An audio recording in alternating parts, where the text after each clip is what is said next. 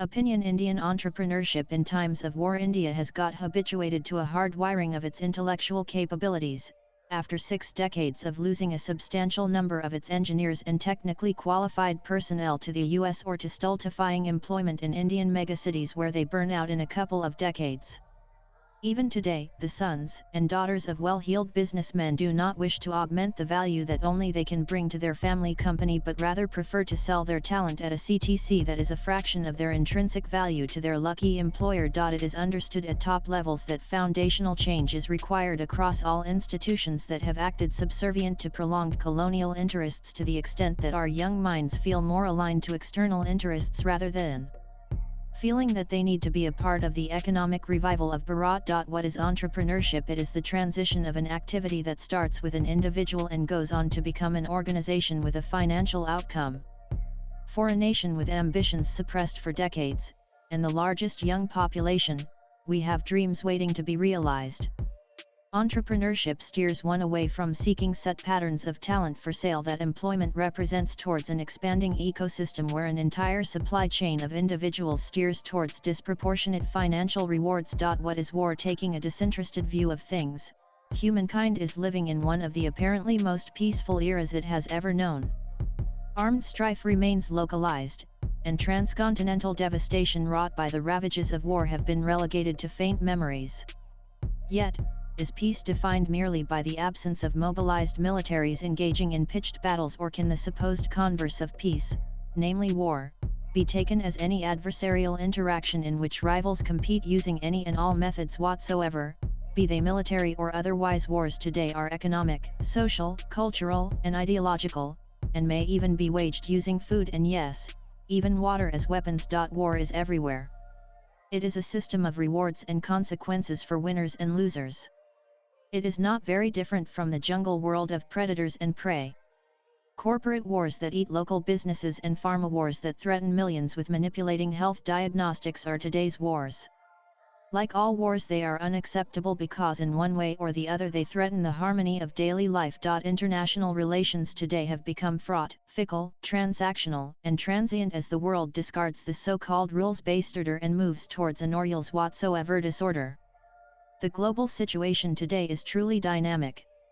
This generalized anarchy has immense consequences for India's economy, especially its entrepreneurial class, and the way in which MSMEs need to be restructured in our country. What are the entrepreneurial changes specifically needed in India in times of war? MSMEs in times of peace are engineered to be in a condition of equilibrium.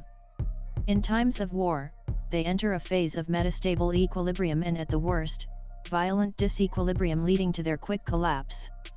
This basic fact needs to be considered by young entrepreneurs and venture capital financiers.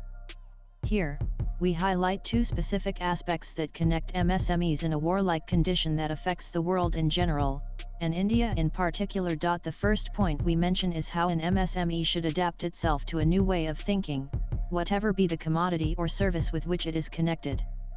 The second point is how an MSME can connect itself with an activity related to the actual physical and mental war we are engaged in with our 2.5 enemies. Firstly, there is the matter of timing. There are no war whistles. Escalations are quick and unannounced. In a matter of minutes, a drone swarm can appear carrying an arsenal. Preparedness for war in a highly technological environment is being in a state of round-the-clock readiness. One cannot lapse into complacency at any time. For any sort of MSME, an ability to react quickly to any adverse condition is a must. For this, backup plans are essential and continuous vigilance. Our current war with Pakistan and with nations dictating new tariffs and sanctions at the drop of a hat, we must eschew the compartmentalist approach of industry with its great dependence on foreign original equipment manufacturers (OEMs). Just recently, with China stopping its export of high-flux permanent magnets to India and also the USA, we seem to have woken up to the fact that China has a virtual monopoly of neodymium supply chains, for neodymium is a rare earth element that is essential to fabricate these magnets. Why were we sleeping all these days? What we needed was an MSME that might have been geared to finding neodymium deposits in India. Things like this needed to be looked into. Instead, we encouraged MSMEs that were looking at ice cream that doesn't melt or kirana shops on 2-wheelers. And empowered, regional MSME working in closer collaboration with a technological institute IIT is a more dependable ally in today's time, as we move to modular engineering. Dual-use technologies to interdisciplinary excellence have led to a newer array of mechanisms capable of weaponizing our industrial production on the one hand, and to jeopardizing essential services and command centers of the enemy on the other hand. Drones can carry payloads without risking human lives in critical missions at a fraction of the cost of more conventional technologies and without the use of expensive satellites for surveillance. We need to gear many more MSMEs to drone technology so that we compete effectively with Turkey, Iran, and China in this domain. Other technologies like 3D printing, digital twins, and AI should also find their place in the Indian MSME ecosystem. What about adaptability? Why should Indian VCS invest in defense tech? India's defense budget has been amongst its top 3 spends, running into several 100,000 crores of rupees. The total addressable market for defense startups is therefore a lucrative investment that must be leveraged effectively to protect India's IP. In general, however, and in any domain, not necessarily even connected with the defense and military establishment, a war mindset is a must. We need to come out of our sluggish approach that has slowed the MSME sector for many decades. This is the need of the hour. With brilliant minds from every region migrating to limited tech hubs or indeed, out of the country itself, it is imperative that the industrial ecosystems need to reorganize themselves to new opportunities. Talent needs to identify opportunity, and in return, opportunity must ignite talent. This must be prioritized over all else.